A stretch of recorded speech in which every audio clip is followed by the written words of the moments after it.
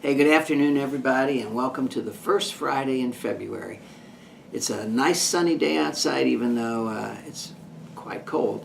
But I look forward to giving you the weekly update, and I've got some notes I'd like to share with you, give you some things. I know there's a lot of stuff going on, but these are kind of the things that just popped up in my mind. I'll start with the legislative session. As you know, every year the legislature meets for 40 days, and sometimes it takes almost 4 months for those 40 days, but so it's going on. And so this past Monday, I had to present to the Senate Human Development Committee the amended 15 budget. And we were one of 6 agencies that presented, I think, Monday evening, and that went okay. And then next Thursday afternoon, I will be presenting to the House Appropriations Subcommittee on the state fiscal year 16 budget. So just to let you know, those are things that kind of happen every day, but we're moving forward. But one of the things I did want to talk about that I try to use the opportunity whenever I get before a legislature, whether it's a representative or a senator, is kind of where we're at with our VR grant. And I know that maybe a lot of you hear different things, but let me just make sure I kind of condense it for you and give you the facts. So every year, Georgia is able to earn federal money that comes from a federal vocational rehabilitation grant. It's sometimes also called a Section 110 or 110 grant. And the great news about this grant is that Georgia has because of our growth, we actually have access to a large pot of federal money. To earn that federal money, we have to come up with what they call match money. And the ratio is 21.3% match against 78.7% federal. So basically, for every $1 of match, we can draw down $4 of federal money from that federal grant. This year, Georgia's pot of federal money is about $104 million. Unfortunately, we're not able to fully match that, and you use things like state funds as your primary source of match. So I wanted to share with you the actual numbers, and this is something that I certainly am trying to present to the legislature. We obviously support the governor's budget fully, but it's also an opportunity during the session to educate legislators about our vocational rehabilitation services. And as a point of clarification, it's not just our VR program that's funded through the grant. Actually, the VR program field services are funded through that. The Roosevelt Warm Springs Vocational Services are funded through that grant. Cave Spring Rehab Center is funded through that grant. And the Business Enterprise Program are all funded through that same grant. So when we talk about it as a VR grant, it really covers the full continuum of all GVRA's vocational rehabilitation services. So as I mentioned, our pot of federal money this year is $104 million. Based on our current, all the sources of match that we've got, we will be able to earn about $75 million of the 104. That will leave about $28 million of federal money that we can't earn because we don't have enough match.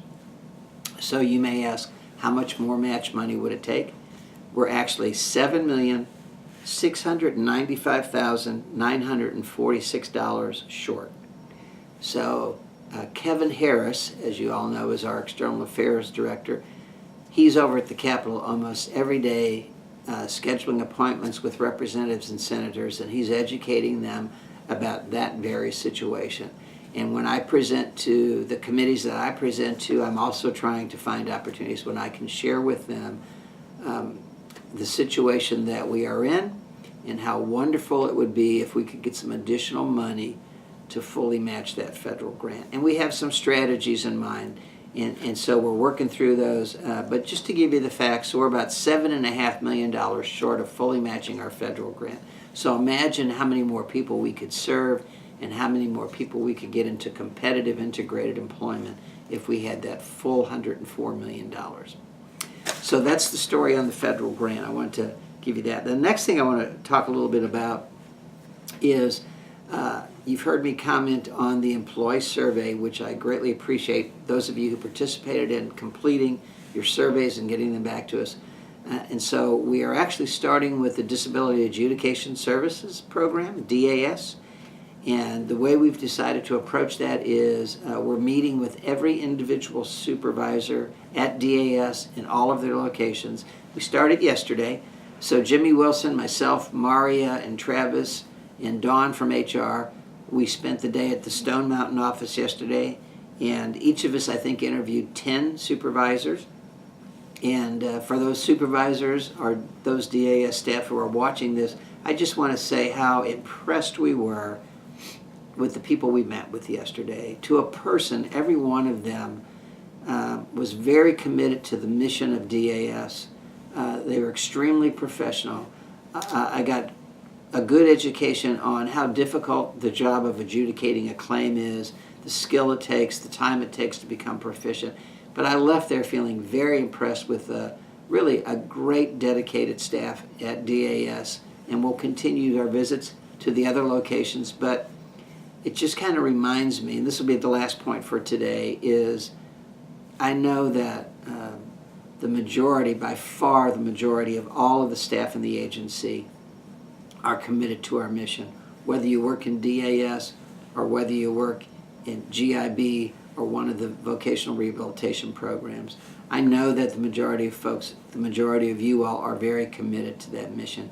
And so we want to support that commitment that you demonstrate every day by trying to help create an image that's as professional as your commitment.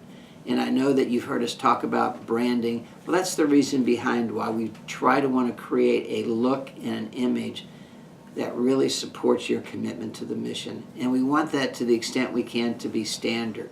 The way you sign your emails, the way the letterhead looks, the way the signage. And I know we've got issues around signage, which we hopefully will get corrected, but all of that creates a brand for GVRA that we want you to be proud of, because it is supposed to showcase your professional commitment to the mission we have. So on that note, all in for the week. As always, I thank you for the work you do. Keep focused on the people we serve, and have a great weekend, everybody. Thank you.